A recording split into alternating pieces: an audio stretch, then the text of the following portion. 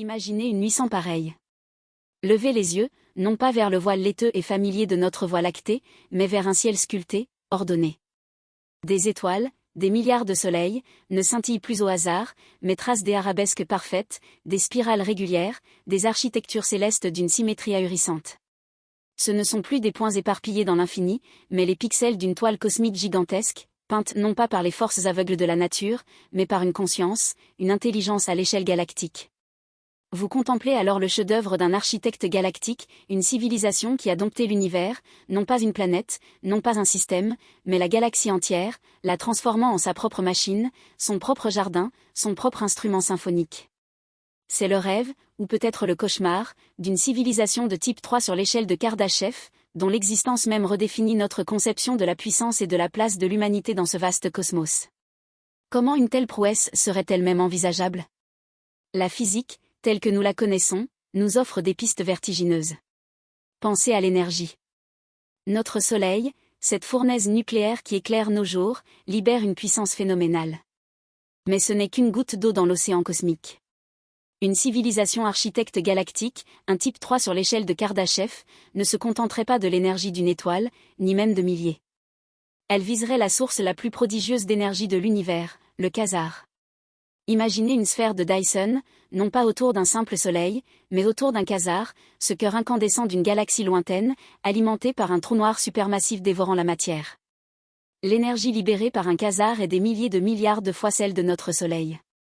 L'envelopper, capter chaque photon, chaque particule émise, serait l'équivalent de puiser directement dans le puits de lumière primordiale, une puissance telle qu'elle pourrait alimenter des machineries capables de remodeler des continents entiers en un battement de cils.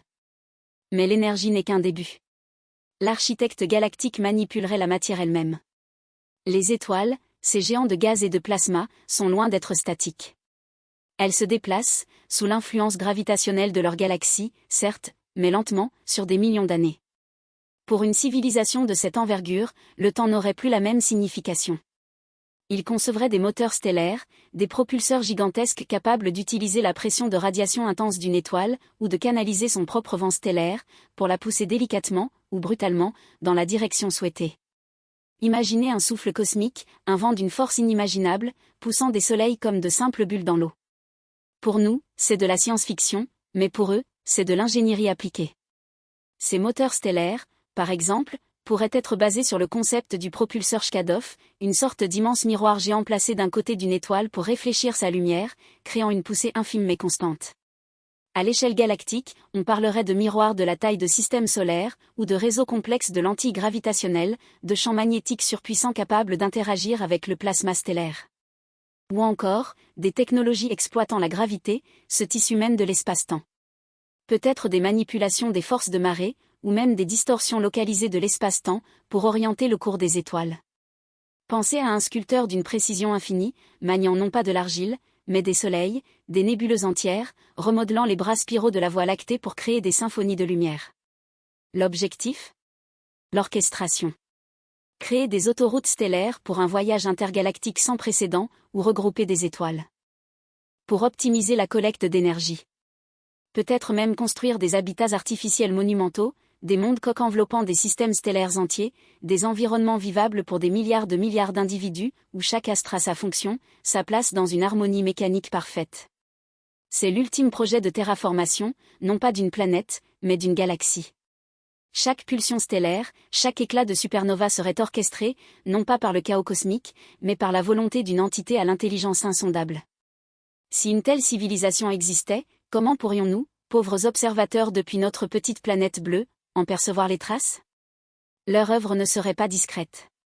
Leur signature serait des cicatrices incandescentes, ou au contraire, des ombres gigantesques, sur la toile du cosmos. La première et la plus évidente serait la détection de sphères de Dyson. Si une civilisation encercle une étoile, ou pire, un quasar, pour en capter l'énergie, la lumière visible de cet astre serait fortement atténuée, voire masquée. Mais l'énergie ne disparaît pas. Elle est réémise sous forme de chaleur, dans l'infrarouge. Les télescopes infrarouges, comme le défunt Spitzer ou le futur JWST, scrutent déjà le ciel à la recherche de ces anomalies thermiques. Une étoile qui apparaîtrait anormalement froide pour sa taille et son type, ou une source d'énergie gigantesque mais masquée par un voile thermique, pourrait être le signal d'un tel projet. Imaginez la surprise des astronomes devant un quasar dont la lumière visible aurait été remplacée par un rayonnement infrarouge d'une intensité invraisemblable, preuve d'une capture d'énergie à l'échelle inimaginable. Mais l'architecte galactique laisserait aussi d'autres empreintes. Des mouvements stellaires anormaux, des étoiles qui voyagent à des vitesses ou dans des directions non conformes au modèle gravitationnel. Des constellations artificielles de soleil, des alignements parfaits, des géométries impossibles qui défient les lois du hasard et de la gravité naturelle. Des autoroutes d'étoiles alignées, conçues pour optimiser les voyages ou le transport de matériaux sur des distances interstellaires. Des nébuleuses sculptées, des nuages de gaz et de poussière remodelés en formes complexes et fonctionnelles. Les télescopes de nouvelle génération, avec leur capacité à cartographier le ciel avec une précision sans précédent, comme le télescope Gaia de l'ESA qui mesure les positions et les mouvements de milliards d'étoiles de notre galaxie, pourraient un jour révéler ces anomalies subtiles. Si nous voyons des sections entières de la Voie lactée où les étoiles se déplacent de manière cohérente, comme un banc de poissons guidé par une force invisible, nous pourrions commencer à nous poser des questions fondamentales. Ces motifs seraient trop parfaits, trop intentionnels pour être de simples caprices de la nature. Ils seraient les graffitis d'une intelligence colossale, tracés à la lumière des étoiles. Enfin, il y a l'absence. L'absence inexpliquée de certains phénomènes. Moins de supernovas dans une région où les étoiles sont regroupées pour une utilisation optimale de l'énergie.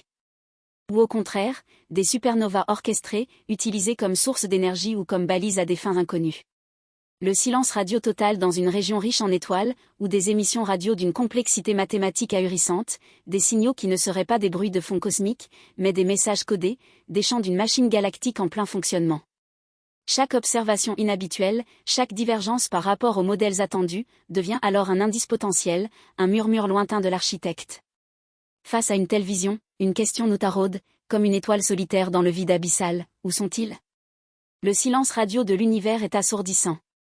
C'est le paradoxe de Fermi, cette énigme qui nous hante. Si l'univers grouille de vie, et potentiellement d'intelligence supérieure, pourquoi n'avons-nous pas encore trouvé de traces de leur existence, pas même le plus faible écho d'un architecte galactique? Peut-être sont-ils si lointains que leur lumière, et leurs ondes radio, n'ont pas encore atteint notre modeste système solaire. Il faut des dizaines de millions d'années pour que la lumière traverse notre seule galaxie. L'échelle de l'univers est un vertige. Pour traverser la Voie lactée d'un bout à l'autre, à la vitesse de la lumière, il faudrait 100 000 ans. Une civilisation capable de déplacer des étoiles ne compterait probablement pas en années, mais en ère géologique, en milliards d'années. Mais peut-être la vérité est-elle plus sombre, plus glaçante. Peut-être que le chemin vers la maîtrise galactique est semé d'obstacles insurmontables, des grands filtres qui anéantissent la plupart des civilisations avant qu'elles n'atteignent ce stade. Une intelligence qui développe la capacité de manipuler des soleils pourrait-elle survivre à sa propre puissance?